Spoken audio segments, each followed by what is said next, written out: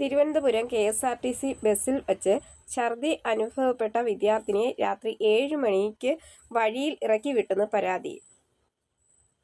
കോലിയക്കോട് സ്വദേശിനിയായ നഴ്സിംഗ് വിദ്യാർത്ഥി നിഖിലയ്ക്കാണ് ദുരനുഭവം ഉണ്ടായത്. വൈകുന്നേരം 6:30 വേൾഡ് മാർക്കറ്റിന് മുന്നിൽ നിന്നും നിഖില ബസ് കയറിയത്. കഴക്കൂട്ടം കഴിഞ്ഞപ്പോഴാണ് നിഖിലയ്ക്ക് ഛർദി ആരംഭിച്ചത്. ബസ് വെട്ട് റോഡ് എത്തിയപ്പോഴേക്കും ബസ്സിനുള്ളിൽ ഛർദിക്കാൻ പറ്റില്ല എന്ന് പറഞ്ഞ് കണ്ടക്ടർ പുറത്തേക്കാക്കുകയാണ് ചെയ്തത്.